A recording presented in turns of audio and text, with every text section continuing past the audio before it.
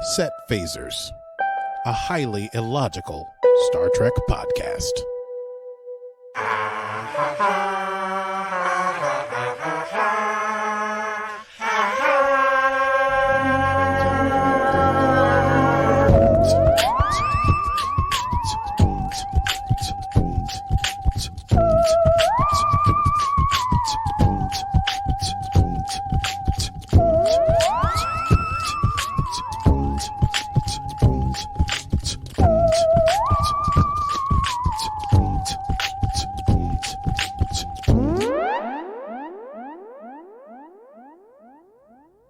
Hello, Mr. Bamis.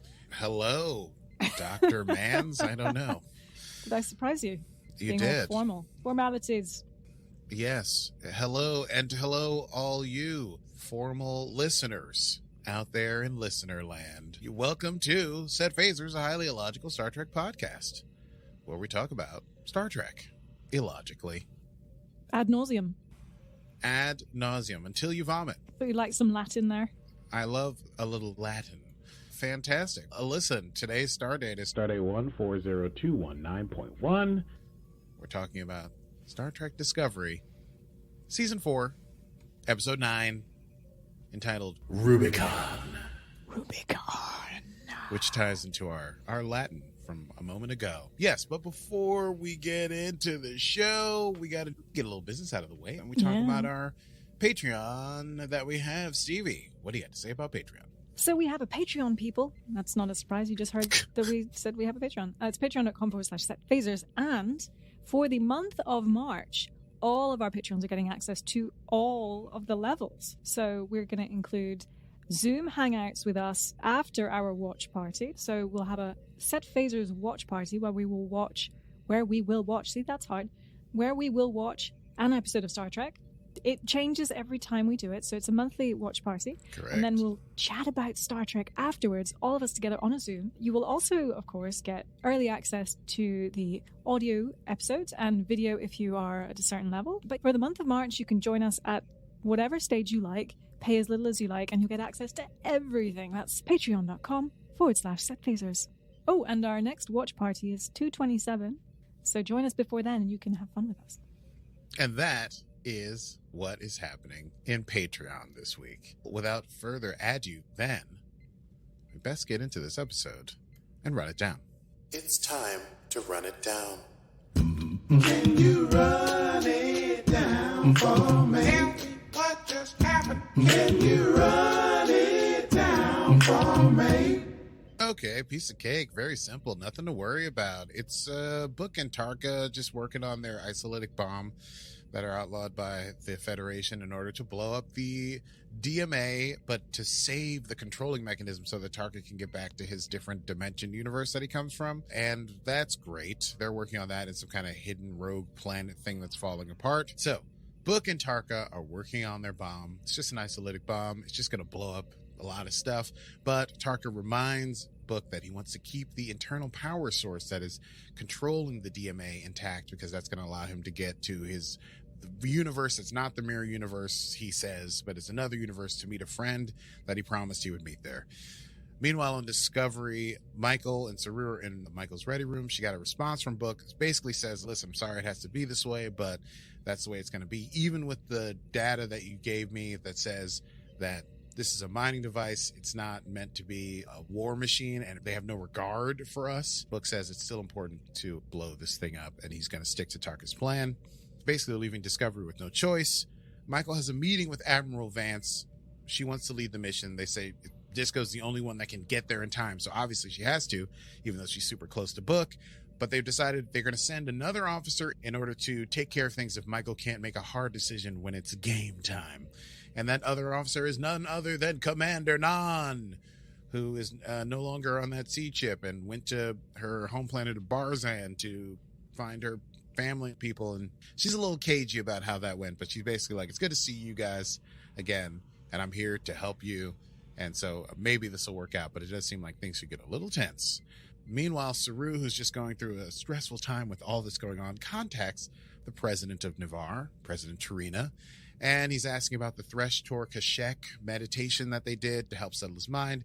They sit down, They try to do it. Doesn't really work. Tarina's like, oh, it seems like you're having a little trouble concentrating. And Saru's like, yeah, with all the stuff going on with Book and the anomaly, it's just so intense. She goes, sometimes when meditation doesn't work, sometimes the peaceful meditations of daily life work. Take a walk or perhaps have dinner with a friend. I would be down to have dinner sometime. And Saru's like, oh, Marb. Oh, I think I hear Michael calling me. Gotta run to the bridge microwave and get the popcorn I'm making. So he politely gets out of that situation. He doesn't know exactly what he's going to do. He heads to the bridge. The crew is arguing about Michael and Book and the Discovery and if the plan works and if it's bad and if they should be going through with it. And Michael shows up on the ship. She explains Commander Nhan's role. The plan is to jump in, surprise Book and Tarka at the rogue planet because they have that tracker that Michael put on the isolytic in the last episode. And they're going to try to get that stuff and prevent them from jumping to the anomaly with it, because that would mean they would have to follow them into the anomaly, which would be worst case scenario. So obviously everything goes according to plan. Black alert, activate the cloak, sweet cloak, let's fly. Disco jumps in just outside of the rogue planet, gets close. They send over a mission. That's Culber, Reese, Bryce, and Saru. They're going to fly down there. Obviously, they can't just beam aboard because Book has all these cool anti-security things. They're going to go through this hatch that Michael knows about because she's been on the ship, and they're going to go in through the ship. So they connect to the ship. It's all working out in their cloaked Discovery 2 shuttle vessel. And then some kind of weird thing starts eating at the connection in the ship and holding it in a weird sort of icy thing. And Book's like, what's going on? He's the alarm he's never heard of. Just happened to me. And he goes, what's going on? And Tarka goes, oh, I put in some new security things. And then Book realizes obviously Discovery must have found them. Michael must have planted a device. That means a Discovery shuttle's trying to board them. But Tarka's not able to turn off his security measure, which is, of course, deadly. And thus they have to do all the stuff where Book sends in, electromagnetic pulse into the thing to shut it down so the crew can pull away. But the ship starts to break apart. But then Oweshikun is able to get a lock on the away team just as the ship completely rips apart and transport them away to the bridge. Tracker signal dies. Book checks in to make sure everyone's okay. And then they jump away to the anomaly. Damn. We thought we were going to be able to, the episode would have been 6 minutes long, but it would have been nice if they could have avoided any more shenanigans. Disco has to jump in as well. Another black alert. They jump in. Disco's in the DMA. Shields up. They're trying to find Book and Tarka. There's a lot of dark matter interference. They set up a search. Not a request to speak to Michael and Saru privately. And that is where she reveals that if their first mission had gone poorly, she had been told to tell them about this second solution, this last resort. There's a vulnerability in Book's ship. Even though the ship is airtight, there's a weakness at the spore drive, and that if they shoot a photon torpedo into the impulse manifold, it will, quote, weak point at the spore drive and destroy the whole ship. And because of the dark matter interference, they wouldn't be able to beam anybody out, which means Book and Tarka would both die. But it's a last resort in case things go badly. Obviously, Michael's super against it. Obviously, Nhan is super for it. And Saru says, and I just had in this same situation with Dr. Culber, and he says, in times of division, why don't we find something that we can agree on and start there? And that gives Michael a plan. Compromise, something we both want. She calls down to Stamets. She says, hey, if this thing is meant to mine space for boronite, we could know exactly how long it's going to be here if we could figure out how much boronite is in the area before the next jump, which means we wouldn't have to make a drastic decision right away. So can they create a countdown? It would be hard, but Stamets and Zor are going to work on it as fast as they can. And if they can tell Book, hey, look, it's only going to take a month or a year to jump, then maybe he'll stand down from rash action immediately. But meanwhile, Book and Tarka are looking for that controlling device, and Tarka mentions there will be a point where Book is going to have to decide between Michael and Disco and destroying the dark matter anomaly. Disco picks up an energy spike. Book's ship is dead ahead. Nhan suggests taking the shot immediately. Michael wants to try to blow out Book's scanners. They do that, and then Book fires a magnesium charge into a hydrogen cloud, which could cause not significant damage, but would leave them dead in the water as well. But Michael's able to dive low because these are all moves that they did when they were both being whatchamacallits together, so they know all each other's tricks. So they're playing cat and mouse, and Nhan as Michael's second and Tarka as Book's second are both like, you gotta stop playing around and make the decision. And that's where we go. Oweshikun finds the rift. Disco heads straight to it. They have sight on the DMA controller. They zoom in. Nhan is still suggesting the last resort. Michael takes Disco in as close as possible because we're going to stand between Bookship and the controller and not allow them to fire. However, she does give Nhan the power to call for that last thing if Michael can't do it, which is a good compromise as far as Nhan is concerned.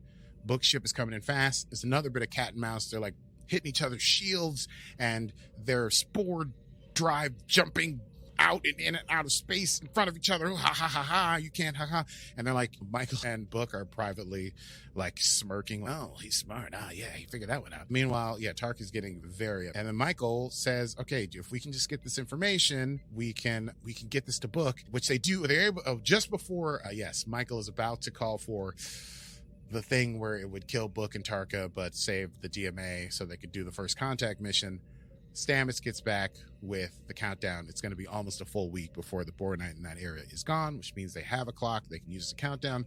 Michael gives Nhan the permission to make the decision if a gamble doesn't work out, and her plan is to go in a shuttle, fly right up to the viewport of Bookship, and try to talk him off the cliff with this new information. She manages to do that, flies in, even though Reese is standing by ready to fire the weapon. She explains to Book, listen, no one will be harmed for a week. We have a week to try and do this first contact mission. If that fails, if we can't do the first contract, then we'll go back to your plan to destroy the controller.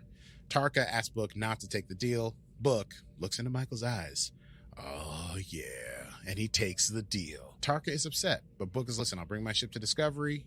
We'll hold it there. We'll see if first contact works, since it's rational. As they're flying back, this is the part that it's just so Federation-y. That Michael's like, good, great, thanks for standing down.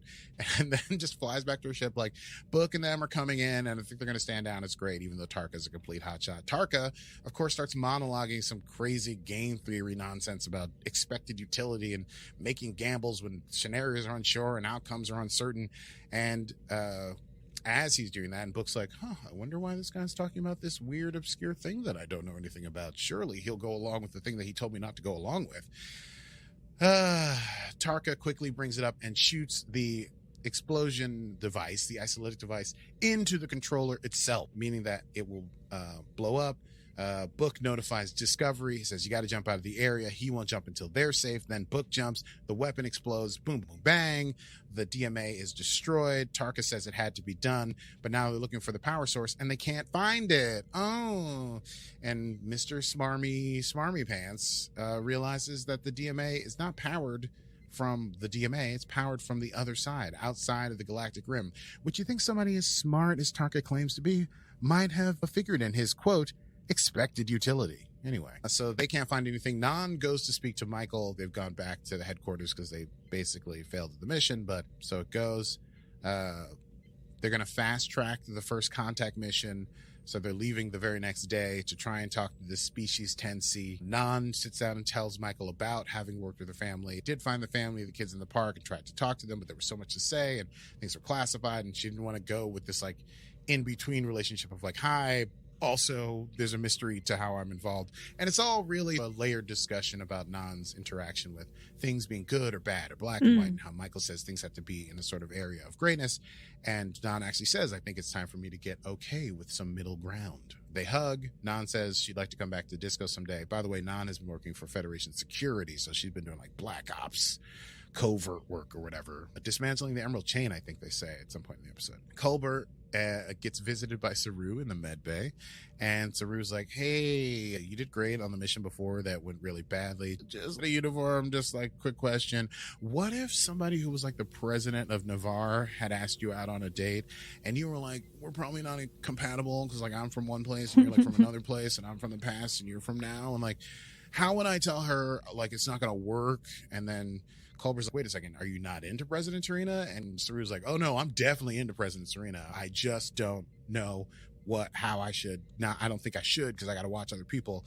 And Culber's listen, connection's always a risk, bro. So why don't you go for it while you can? We're in the middle of fighting a species that may be super strong.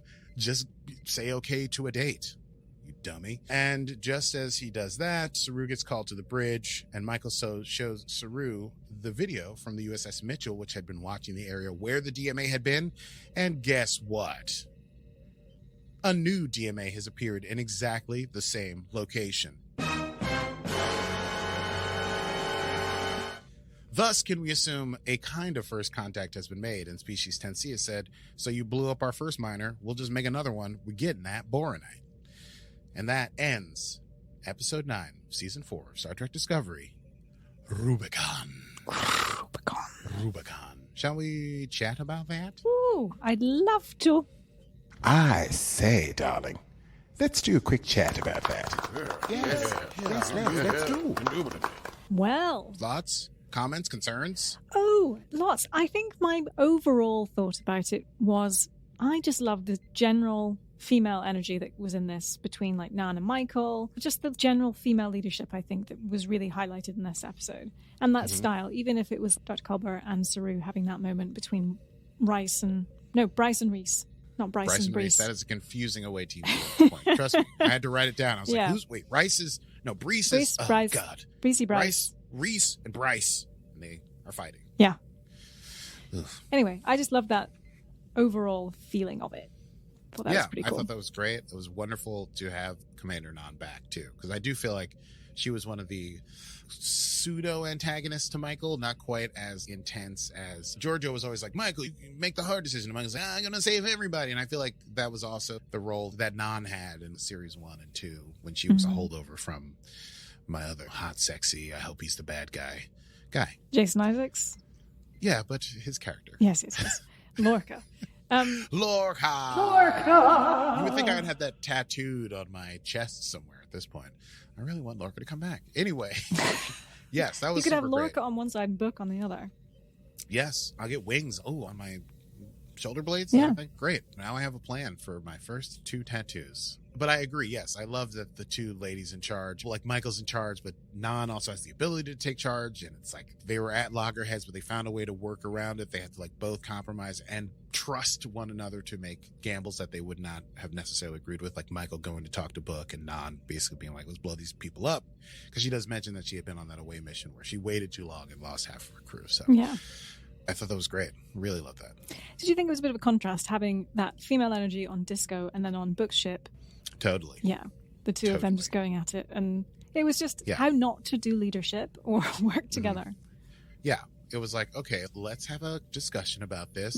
Maybe we'll get into some heated words, but then eventually, you know what? We find what the other has to say as something worth considering, and maybe we can come to some compromise. Meanwhile, Book and Tarka is, no, yes, what are you talking about? I don't want to do. I'm just going to do this without telling bro. You ever heard about game theory? Anyway, blow it up. Touch that Yes, console I do again, think- I'll take your hands off. Touch that console again, and I'll take your hands off. Which also, like, he should have just listen. If they're gonna be toxic bros, Book should have just punched him in the face and knocked him out. He's I not thought that was trustworthy gonna at that happen. moment. Me too. But instead, he's like, "You sit there and you think about what we did, Mister." And of course, then he blows up the freaking thing. Yeah. So whatever.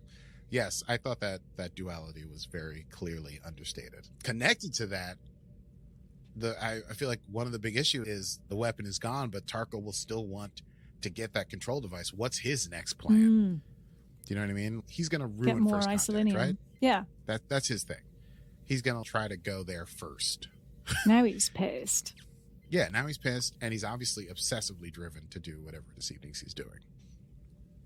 Lives be damned. And Book is not hailing them, so they haven't contacted each other since that explosion. Yeah. I thought that was quite funny, just as not to take away from quotable moments, but that scene where Nan's going, oh, have you heard from Book? And Michael's, I've been hailing him, but he hasn't been answering. It just felt like the future equivalent of, I've been texting him and he's not answering my text. I don't know if being ghosted by Book and Tarka, it's weird. I like we that. seem to have such a good thing going in the anomaly when we were fighting each other, but now it's like nothing. Yes. Point number 2, certainly for me, because I ship things. Yes. Saru and Tarina sitting in a tree. What's going to happen there? Interspecies marriage. Listen, just go out on a date. We don't have to jump to interspecies marriage. Just have dinner, have tea. They get along so well. They love meditating and they love plants and stuff. Listen, he gave her that dope salt plant the time he gave her that tea. Like, you knew what you were getting into, boss. Don't try to, Hugh, could you help me get out of this situation? Come on, bro. Come on, bro. Come on, bro. I don't think I've Come on, ever heard you bro. say that. Yeah, I don't know. I'm Just trying something new. I'm trying on something new and trying on this bro character guy. Anyway, I'm super excited for that. And my final point is Species 10C. Do they truly not give? They don't care about us at all. or human life and all? Or is it like, are they going to be like, oops, we didn't know someone was there? Or are they like, we need power, whatever. We killed the whole planet. Who cares? We kill planets all the time. Yeah. I'm just so curious what their deal is. I have no idea. It's definitely Lorca. Part of me, do you remember like Men in Black? Mm-hmm. When they like pan out at the very end Oh, yes. to the of marbles. course. Who could forget that beautiful scene? It was like, I think in terms of special effects, that was probably one of the earlier movies to do anything like that, especially science fiction as well. But to pull out and then it blew my mind of, wait, aliens can be bigger than us? Like Like maybe, we're like Yeah. minuscule, like we're like an atom to them. yeah. That blew my mind, and I thought, oh, maybe that's 10cc. 10C, not 10cc. That's the 10C. band. 10cc. That's. I wonder if they're huge. I'm just so curious what this species 10C is going to be like. If they're even going to talk to, like, First Contact's is. I don't know. I wish the best for the Federation, but sometimes they are so gullible. Anyway, I'm looking forward to where this goes. I think I may have misquoted last week. I think there's 13 episodes in the season, so I think we have 4 episodes left. But Picard is starting March 3rd.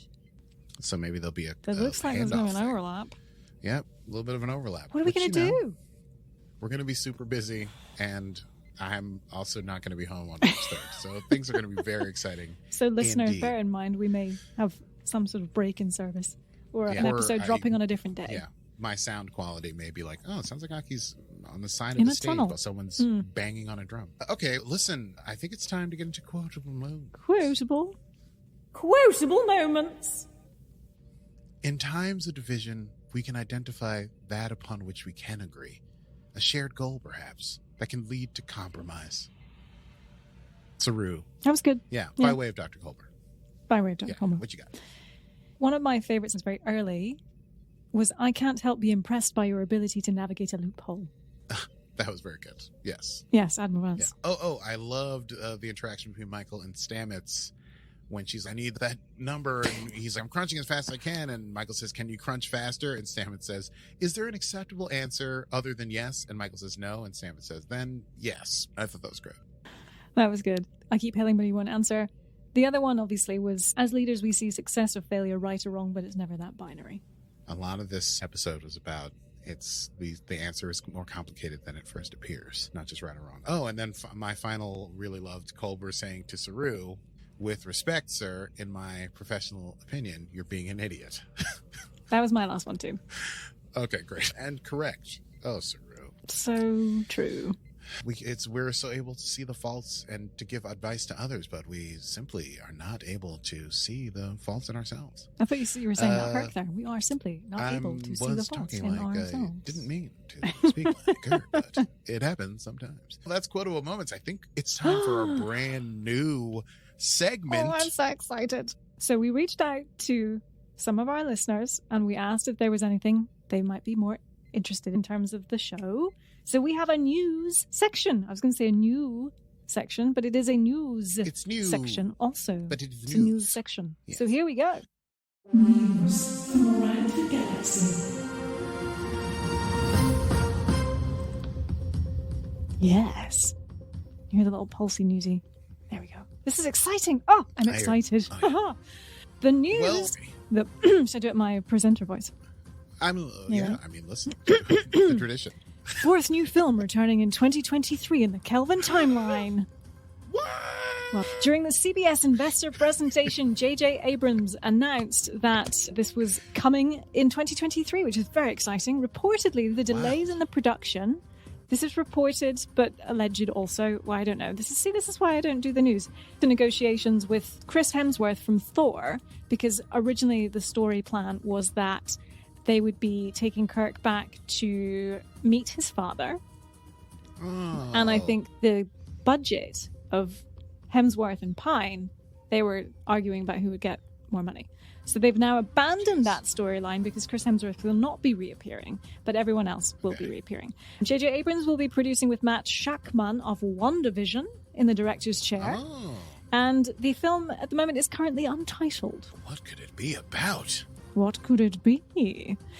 Strange New Worlds released a poster this week with a premiere date of May 5th, featuring a tableau of a massive USS Enterprise starship hovering over a stark desert landscape bathed in the orange glow of an alien planet sunset. Oh my, a strange new world indeed. Indeed.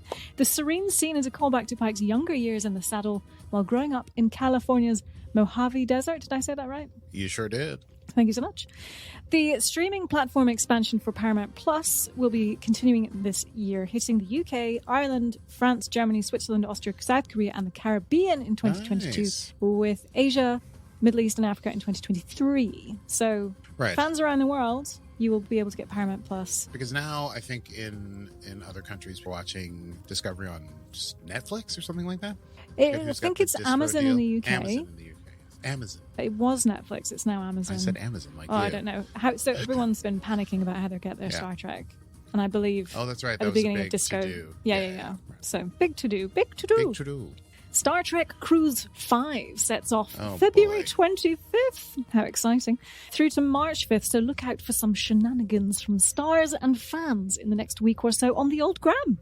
And finally, Star Trek Mission Chicago is selling tickets for the event April 8th to the 10th, featuring, this is exciting, Aki, featuring such guests and stars as the OG Captain Kirk Oh himself, boy, in his 90s. William Shatner, indeed, George Takei, that might be interesting because those two don't get along, Kate Mulgrew, Will Wheaton, Of course, Will Wheaton will be there. Will be Will there. Wheaton.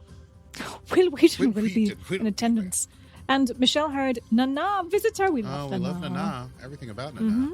We do. Anthony Rapp, and finally, Doug Jones. Oh, So that's very that's exciting. lovely. I don't know if I'll be able to attend, which is unfortunate. I was very much Alright, hoping to do alright. that. Yeah, we talked a month talking about this, but I think I'm Yeah. on the road. Well, this has been a huge news update. We've learned so many things. It has been a huge news update. And that's all from the news update.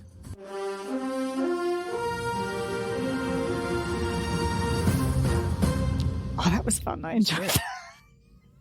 Okay, I think it's just time Probably for next too time. much. No, I think that was right. Next time on Set Phasers.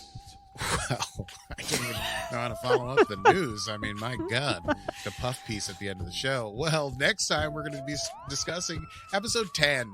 Hopefully, they're going to try to make first contact. There's no name for it yet. But episode 10, 11, 12, and 13 are yet to come in Discovery's charge for the end of season 4. As always, listen, it's been a delight and a pleasure to have you with us. If you enjoyed the program, you can go back and catch old episodes wherever you get podcasts. And new episodes drop every Monday, wherever you get your podcasts from. Stevie?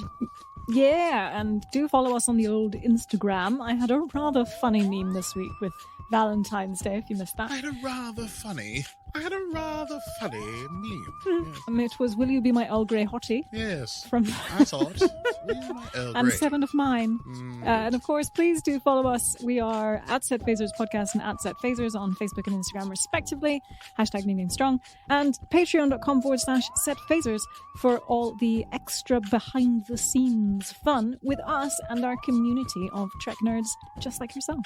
Our next watch party with our people will be the 27th. That's this Sunday coming. So should you join up to our Patreon in the near future, you will get to join us for our watch party. And we will Indeed. say rather funny things, I think. Well, yes, we try to say funny things. That is our MO. It'll be rather funny. Indeed. That's all from us. I am Stevie Mans.